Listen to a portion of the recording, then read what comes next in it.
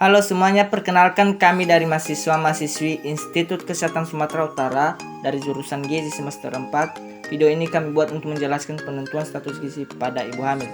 Kami dari kelompok 1 yang beranggotakan 6 orang. Yang pertama Yusminar Santrian Daki. Yang kedua Panuturi Uliarta Nancy Sihaan. Yang ketiga Resniati Lombanua. Yang keempat Firdayanti Tafunae. Yang kelima Yurisman Medianto Tilombanua. Yang keenam Chandra Hidayat Nazara. Perlu untuk kita mengetahui apa itu status gizi. Status gizi adalah keadaan yang diakibatkan oleh keseimbangan antara asupan zat gizi dari makanan dengan kebutuhan zat gizi yang diperlukan untuk metabolisme tubuh. Status gizi ibu hamil adalah suatu keadaan fisik yang merupakan hasil dari konsumsi, absorpsi, dan utilasi berbagai macam zat gizi baik makro maupun mikro. Pentingnya penentuan status gizi pada ibu hamil. Penentuan status gizi pada ibu hamil sangat penting karena status gizi ibu sebelum dan selama hamil dapat mempengaruhi pertumbuhan janin yang sedang dikandung. Bila status gizi ibu normal pada masa sebelum dan selama hamil, kemungkinan besar akan melahirkan bayi yang sehat, cukup bulan, dengan berat badan normal. Dengan kata lain, kualitas bayi yang dilahirkan sangat bergantung pada keadaan gizi ibu sebelum dan selama hamil. Ibu hamil yang menderita gizi kurang, terutama kurang energi kronis atau KED, beresiko melahirkan bayi dengan berat badan rendah dan berdampak pada pertumbuhan dan perkembangan anak, perkembangan intelektual, serta produktivitas sehari-hari. Jadi penentuan status gizi pada ibu hamil ini sangat penting dilakukan. Tujuan pengukuran status gizi ibu hamil untuk memantau perkembangan dan pertumbuhan pada ibu hamil, mengontrol pertambahan berat badan, serta lingkar lengan atas.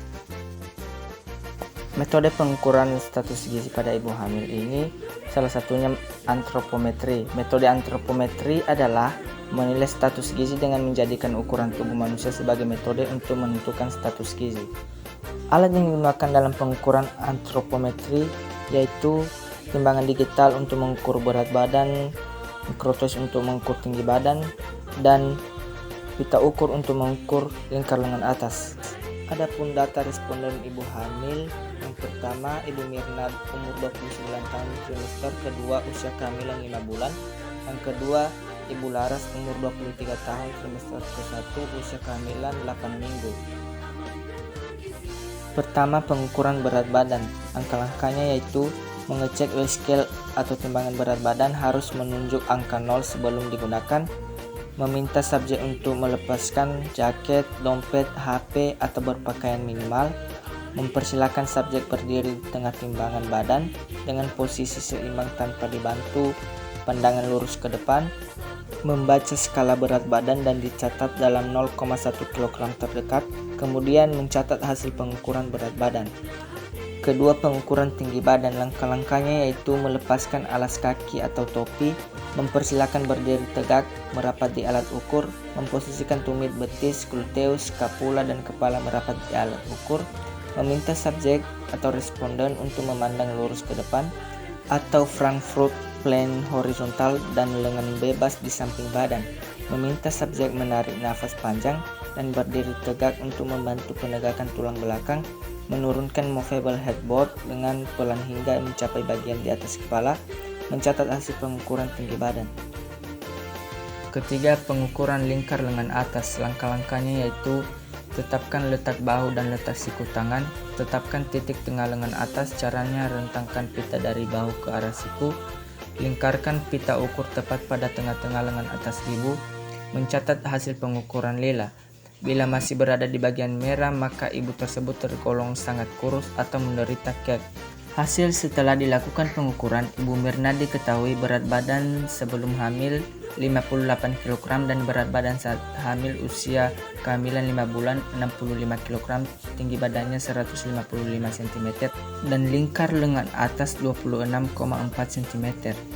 Dan Ibu Laras diketahui Berat badan sebelum hamil 50,2 kg dan berat badan saat hamil usia kehamilan 8 minggu 52,7 kg. Dengan tinggi badan 157 cm dan ukuran lingkar lengan atasnya 24,2 cm. Hasil setelah dilakukan perhitungan indeks massa tubuh, Ibu Mirna memperoleh interpretasi normal, sedangkan Ibu Laras memperoleh interpretasi normal. Bisa kita lihat tabel rekomendasi kenaikan berat badan yang baik selama kehamilan, baik itu trimester pertama, trimester kedua, dan trimester ketiga. Yang pertama, status gizi Ibu Mirna. Kenaikan berat badan Bu Mirna saat hamil trimester kedua usia kehamilan 5 bulan yaitu 7 kg. Berdasarkan kenaikan berat badan yang dianjurkan saat hamil trimester kedua yaitu 11,5 sampai 16 kg. Jadi berat badannya belum mencapai berat badan rekomendasi. Yang kedua, status gizi Ibu Laras. Kenaikan berat badan Bu Laras saat hamil trimester pertama usia kehamilan 10 minggu yaitu 2,5 kg.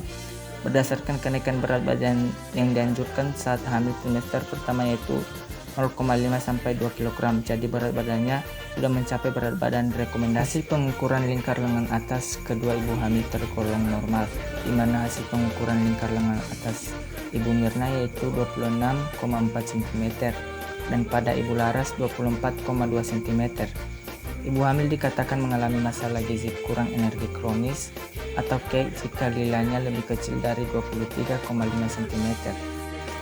Dari penentuan status gizi ibu hamil dapat kita simpulkan bahwa pada masa kehamilan sangat penting untuk diperhatikan gizi karena asupan gizi ibu hamil menjadi faktor penting baik untuk pemenuhan nutrisi ibu hamil ataupun untuk pertumbuhan dan perkembangan janin dalam kandungan, bahkan dapat mengurangi risiko penyakit kronis pada anak di masa mendatang.